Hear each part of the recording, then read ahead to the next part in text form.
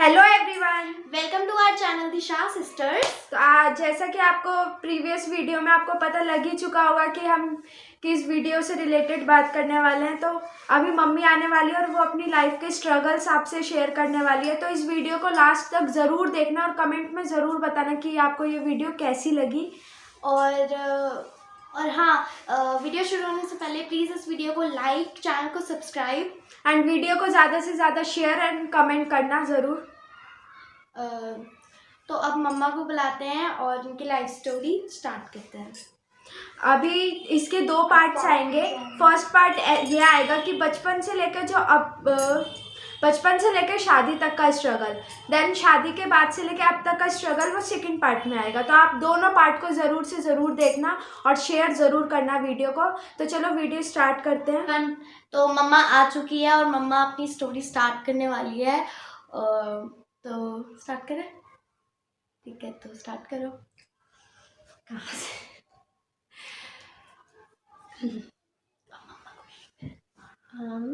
मुझे ये नहीं समझ में आ रहा है कि मैं कहाँ से स्टार्ट करूँ, क्योंकि मेरी लाइफ का जो अब तक का है कि इतना लंबा है कि मतलब अगर दो पार्ट भी मैं बना दूँ तो इसमें नहीं हो पाएगा। मैं फिर भी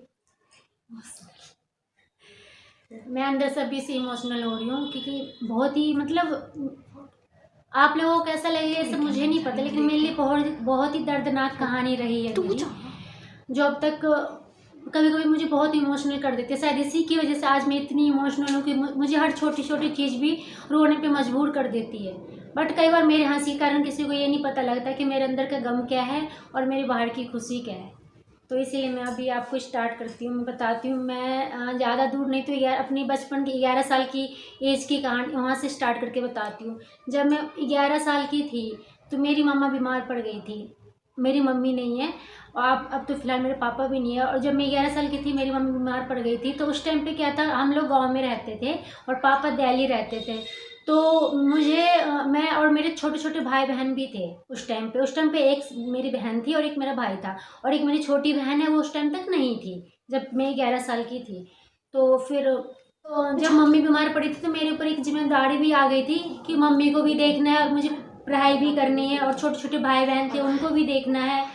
तो धीरे धीरे मेरे बचपन में ही मुझे इतनी नॉलेज आ गई थी कि मुझे घर का काम कैसे करना है, चीज़ों को मैनेज कैसे करना है, क्योंकि मैं सीखती गई। खाना बनाना तो मैंने अपने पापा को देख देख के ही सीखा कि पापा कैसे बनाते थे, क्या था वो। तो मुझे ऐसे आ, क्योंकि मैं बहुत ही छोटी थी, मम्मी तब से ही बीमार पड़ी थी। और मम्मी ऐसा बीमार पड़ी थी कि बेड पर ही रहती थी वो हमेशा ही। बच्चों तक को मैंने ही संभाला है, बस उन्होंने जन्म दिया है। तो फिर मैं स्कूल भी जाती थी, फिर मैं सुबह का काम करके स्कूल जाती थी, स्कूल से आके फिर मुझे आके फिर काम करना होता था जब तक मम्मी ऐसे लेटी रहती थी। स्कूल जो मैं जाती थी वो अपनी स्कूल फ्रेंड के साथ जाती, जब तक तो मैं बहुत खुश रहती जब मैं अपनी स्कूल फ्रेंड वगैरह के साथ जाती थी। और फिर घर आने के बाद कहीं ना कहीं मायूसी होती थी, क्योंकि मम्मी बीमार थी और मेरे पास जिम्मेवारियाँ थी, और कहीं ना कहीं पढ़ाई छूटने का डर भी था, क्योंकि मुझे पता चल चुका था कि शायद अब मेरी आगे पढ़ाई कंटिन्यू नहीं हो सकती।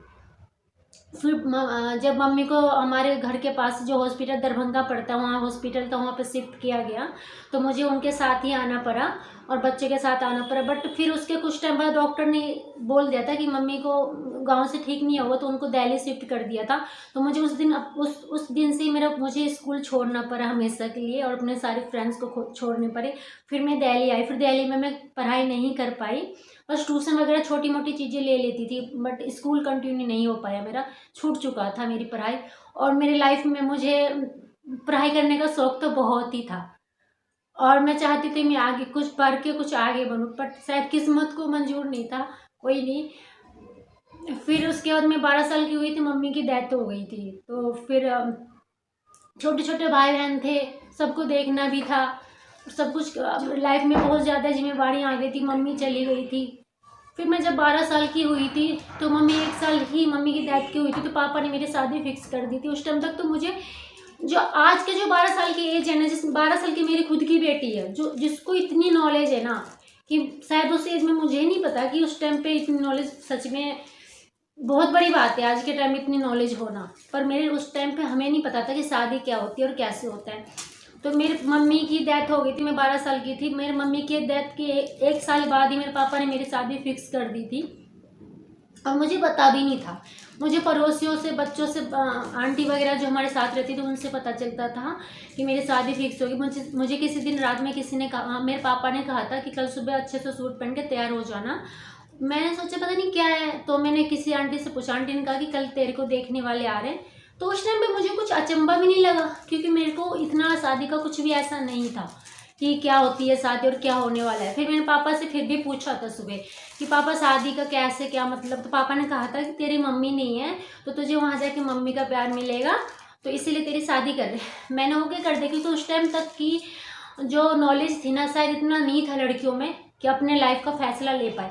अगर शायद जो आज मेरे अंदर है, अगर उस टाइम पे होता तो मैं भी अपने लाइफ का फैसला लेती और शायद मैं अपना हमसफ़र खुद चुनती। ये मेरा खुद का विश्वास है। ये नहीं कि मैं पापा के खिलाफ जाती, उनकी मर्जी से मेरा हमसफ़र मेरी मर्जी का ही होता। बट फिर ठीक है, पापा ने कर दी, मुझे कुछ पता नहीं था। फिर भी मेरी शादी हो गई। फिर 13 साल की एज में मेरी शादी हो चुकी थी। जब मैं शादी करके आई थी, उसके बाद जब मैं अपने ससुराल में आई, फिर मैंने माहौल देखा। तो पापा ने जैसे कहा था कि मम्मी का प्यार मिलेगा, लेकिन मैंने जब घर का माहौल देखा, जो मदर इन लॉ थी उन सब का जो व्यवहार था मेरे प्रति, मुझे कई बार महसूस भी नहीं हुआ कि माँ सच में होती है। मतलब जो कहते हैं कई बार सास में भी माँ देखना होता है, मुझे कभी आज तक महसूस ही नहीं हुआ कि सास के साथ भी माँ का परछाई मुझे नहीं मिला, क्योंकि मैं बहुत छोटी थी। और जिनसे मेरी शादी हुई थी वो मुझसे काफ़ी 9 साल बड़े हैं, तो वो काफ़ी समझदार थे, बट मैं बच्ची थी उस टाइम तक। लेकिन कई बार तो जब फिर मैं आई थी तो मैं बहुत छोटी थी, मुझे ना कुछ समझ ही नहीं आता था।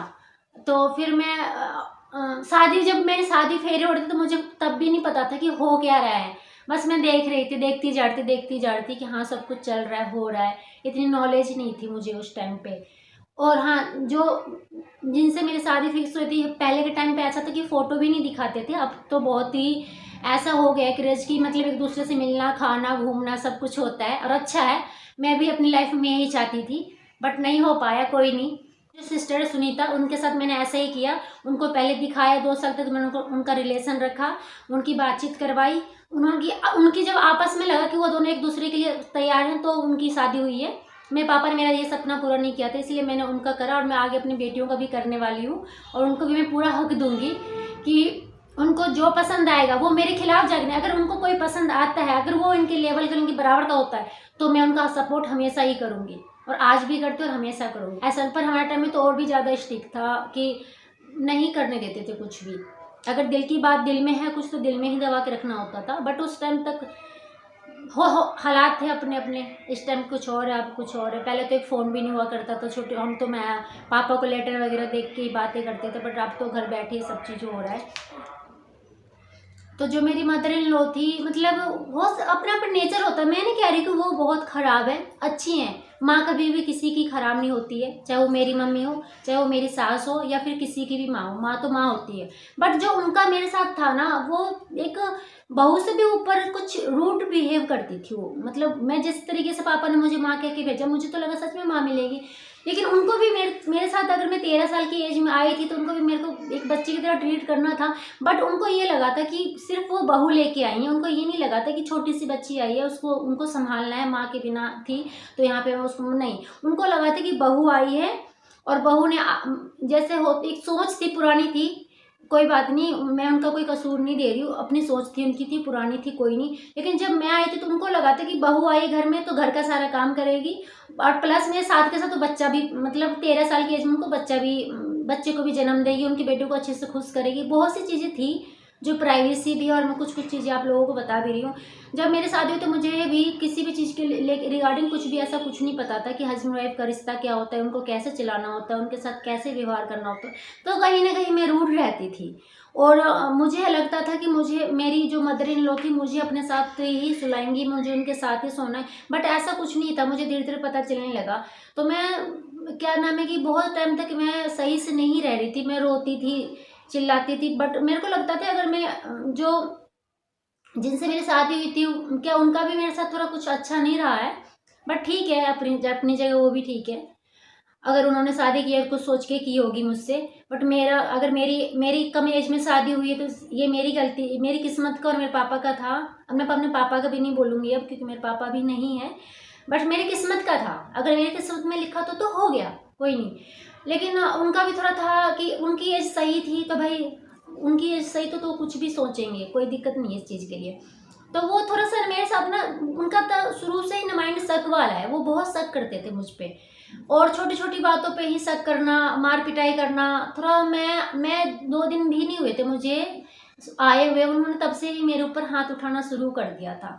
तो कहीं ना कहीं जब मेरे ऊपर हाथ उठने लगा, और जब वो हाथ उठाते थे, और उनकी जो मम्मी थी वो मुझे गाली वाली बकती थी, बहुत गलत गलत बोलती थी, तो मैं ना थोड़ा थोड़ा इरिटेट होने लग गई, बातों को समझने भी लग गई कि हो क्या रहा है। पापा तो कहते थे मम्मी आएगी, पर ऐसा तो कुछ भी नहीं हो रहा मेरे साथ। और फिर और मतलब मेन था कि ना उनकी एज थी और मेरी नहीं थी, मैं कुछ समझ नहीं पाती थी, तो उनको सही से फॉलो नहीं कर रही थी मैं, तो कहीं ना कहीं वो इस वजह से कर रहे थे मेरे साथ। 1। तो जैसा कि आपने देख लिया कि मम्मी ने सारे लाइफ के स्ट्रगल्स बताए। हमने तो सोचा था कि वीडियो सिर्फ 2 ही पार्ट आएंगे वीडियो के, लेकिन स्टोरी बताते बताते इसी के 2 पार्ट हो जाएंगे। तो 3rd पार्ट अगर आप चाहते हैं तो कमेंट ज़रूर करना। और बाकी मम्मी ने पनिशमेंट भी पूरी कंप्लीट कर ही ली, मैंने जो बोली थी। और अगर आप और अभी तो मैंने ज़्यादा, सच बताऊँ तो इतना भी ज़्यादा नहीं बताया जितना मेरे साथ हुआ है, बट जितना भी मुझे सही लगा बता देना मैं उतना मतलब, क्योंकि सारी चीज़ें मैं तो ओपन नहीं कर सकती ना, कुछ अपनी लाइफ में प्राइवेसी भी होती है, वो मुझे रखना है। और मैं ज़्यादा कैमरे पे मैं सबकी इतनी बुराई, तो ऐसे तो बुराई करने के लिए बैठ गए तो बहुत सारे पार्ट बन जाएंगे, बट मैं बुराई नहीं करना चाहती किसी के लिए। जो भी है अपनी जगह, हर इंसान अपनी जगह सही होता है, वो भी अपनी जगह सही थे, मैं भी अपनी जगह सही हूँ, और सब अपनी जगह सही होते हैं। इसलिए मैं ज़्यादा नहीं, पर जितना मुझे लगा बता देना चाहिए मैंने उतना बता दिया है। और आगे का भी अगर आप चाहते हैं, शादी तक के बाद का जो मेरा, उसके बाद का जो मेरा सफ़र अब तक का रहा है, आज के टाइम में, उस टाइम का तो पता नहीं ट्विस्ट था नहीं था अब तक में, जो अब बताऊँ उसमें बहुत सी सारी ट्विस्ट हैं। तो आप अगर जानना चाहते हैं तो चैनल को, क्या वीडियो को लाइक करें, कमेंट करें और शेयर करिए, और कमेंट करिए कि आपको आगे का सुनना है। तो हम मिलते हैं आपसे अगली वीडियो में, तब तक के लिए बाय बाय।